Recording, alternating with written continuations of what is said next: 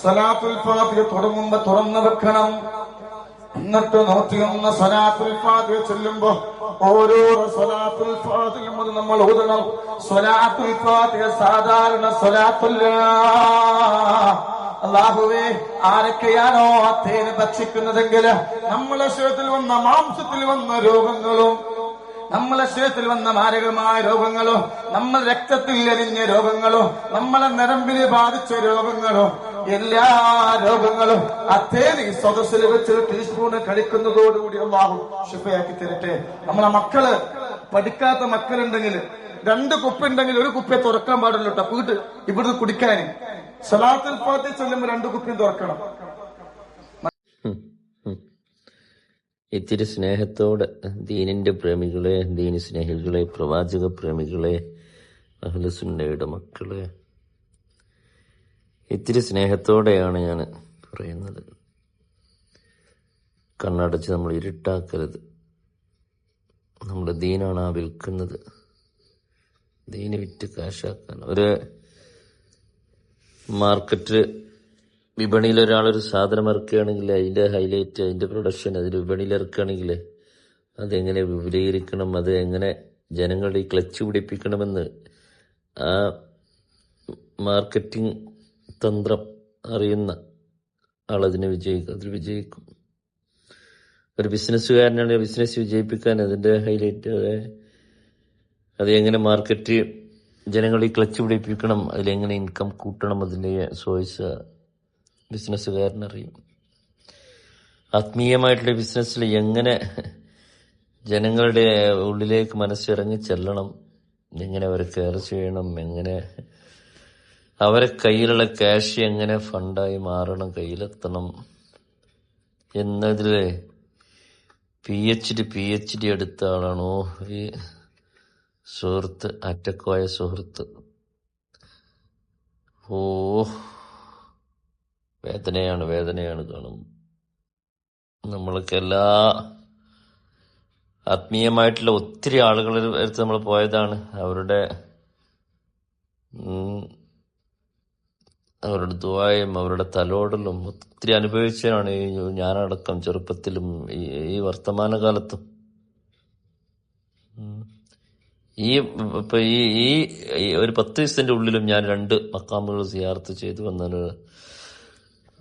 അത് നമുക്കൊരു ആത്മീയ സംതൃപ്തിയാണ്. പക്ഷേ ആത്മീയത കച്ചവടമാക്കിക്കൊണ്ട് ആരെതിർക്കും, ആര് തിരുത്തും?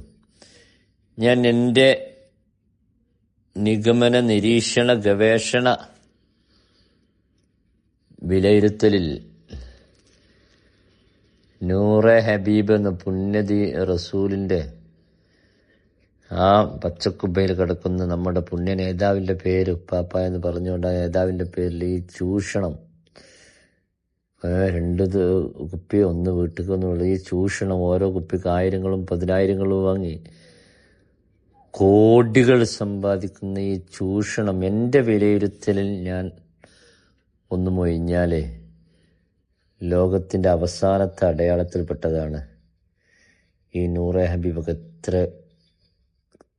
തളിർത്ത് തയ്ച്ചു വളരുന്നത്.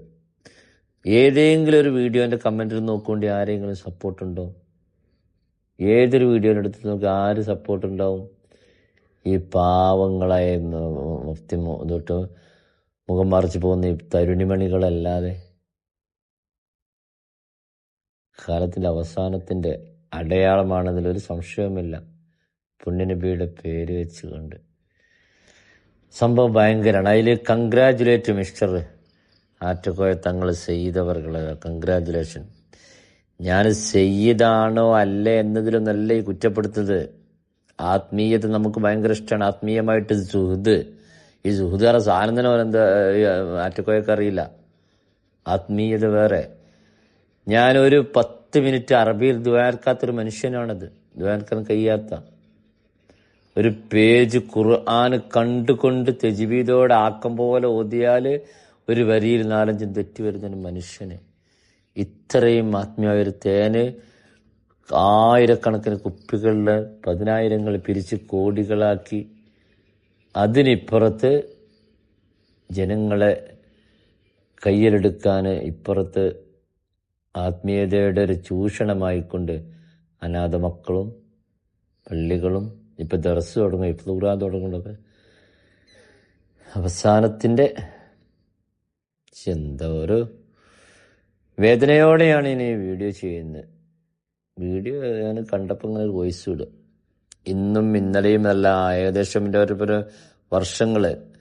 ഒരൊറ്റ കാര്യം ഉറപ്പാണ്, ഈ കൊറോണയിൽ ഏറ്റവും കൂടുതൽ സന്തോഷിച്ചൊരു മനുഷ്യൻ ഈ വ്യക്തിയായിരിക്കും.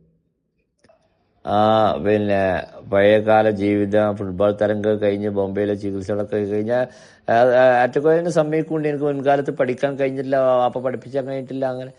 അങ്ങനെ ബോംബെ ജീവിതത്തിൽ നിന്നാണ് ചെറിയ ചെറിയ മന്ത്രങ്ങളൊക്കെ തുടങ്ങിയിട്ട് ആത്മീയതയിലേക്ക് വന്ന് കൊറോണയിൽ ഏറ്റവും കൂടുതൽ